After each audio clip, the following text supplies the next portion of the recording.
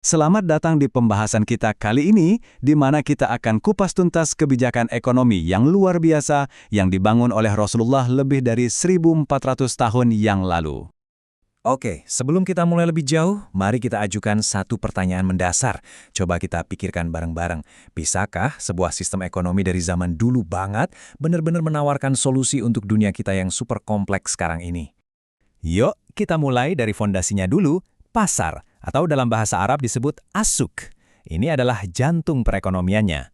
Jadi, Rasulullah itu mendirikan sebuah pasar yang pada dasarnya bebas. Siapapun boleh datang, boleh jualan, boleh beli, nggak ada halangan. Tapi, jangan salah, ini bukan kebebasan yang kebablasan. Ini adalah kebebasan yang diatur oleh prinsip etika yang kuat. Tujuannya cuma satu, keadilan buat semua. Terus gimana caranya biar aturan mainnya jalan? Nah, disinilah ada peran khusus yang dibentuk namanya Al-Muhtasib. Anggap saja ini sebagai pengawas pasar. Tugas utamanya adalah memastikan nggak ada yang curang, nggak ada praktek yang aneh-aneh yang bisa merugikan orang lain. Nah, ini dia, aturan main yang spesifiknya. Dilarang keras melakukan al-ghish, artinya menipu, misalnya nyembunyiin cacat barang. Kedua, nggak boleh ada al-ihtikar, yaitu monopoli atau nimbun barang biar langka terus harganya naik. Terdengar familiar kan? Dan yang paling menarik, dilarang adanya tasir, atau pemerintah ikut campur menetapkan harga. Harga dibiarkan terbentuk secara alami oleh penawaran dan permintaan. Dan keseriusan soal kejujuran ini itu bukan main-main.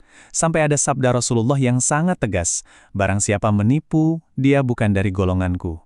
Ini artinya, jujur dalam berdagang itu bukan lagi soal regulasi, tapi soal identitas dan keimanan. Dalam banget ya. Oke, dari pasar yang adil, kita geser ke pilar berikutnya yang gak kalah krusial.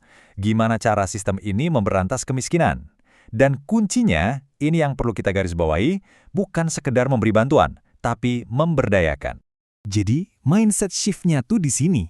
Tujuannya bukan cuma mindahin uang dari kantong si kaya ke si miskin, bukan. Tapi mengubah status orang miskin itu sendiri. Dari yang tadinya pasif menerima bantuan, jadi pemain aktif dalam ekonomi yang produktif dan mandiri. Terus gimana caranya? Ada semacam paket kebijakan strategis yang terdiri dari 4 pilar. Ada Ihya al-Mawat, menghidupkan lahan mati. Ada Iqto'a Art, negara ngasih lahan produktif. Lalu Hifz Ros al-Mal, menjaga modal. Dan terakhir, zakat sebagai jaring pengaman sosial. Coba deh kita bedah satu yang paling revolusioner. Nah, di sini kita bisa lihat betapa jenius insentifnya. Kebijakan Ihya al-Mawat ini intinya bilang begini, "Hei, lihat lahan kosong tak bertuan itu? Siapapun dari kalian yang mau kerja keras dan bikin lahan itu produktif, lahan itu jadi milikmu." Coba bayangkan, dorongan untuk produktif jadi kuat banget kan? Tapi ini bukan hadiah cuma-cuma loh, ada aturannya. Lahan yang dikasih negara itu harus bisa produktif dalam 3 tahun. Kalau enggak, haknya dicabut, dikasih ke orang lain yang lebih serius. Prinsipnya jelas banget, sumber daya itu nggak boleh nganggur. Oke, dari pasar dan pengentasan kemiskinan, kita sampai ke masalah yang, relevan banget sampai hari ini. Inflasi.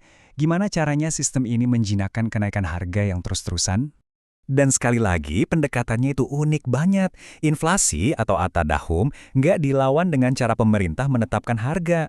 Solusinya jauh lebih dalam, yaitu dengan membentuk perilaku kita sebagai konsumen. Langkah pertamanya itu edukasi.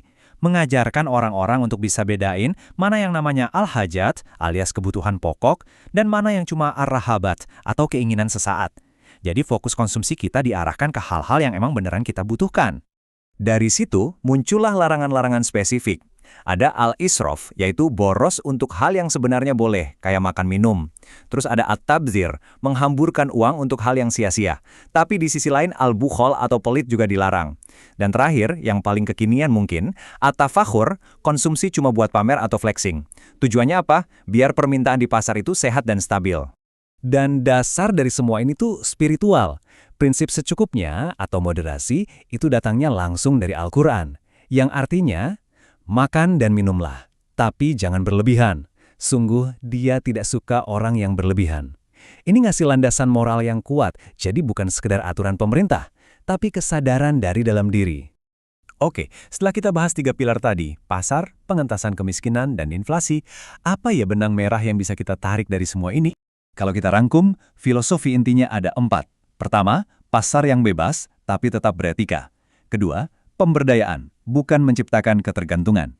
Ketiga, stabilitas ekonomi yang lahir dari perilaku yang seimbang. Dan terakhir, produktivitas adalah kunci dari kepemilikan. Semuanya saling terkait, membentuk satu sistem yang utuh. Nah, semua ini membawa kita kembali ke pertanyaan awal. Saat kita lihat kondisi dunia sekarang, dengan segala ketidakpastian ekonomi, ketimpangan, dan masalah lainnya, pertanyaannya jadi lebih dalam. Dari semua prinsip kuno yang luar biasa ini, menurut Anda, mana yang paling relevan dan paling kita butuhkan untuk diterapkan hari ini?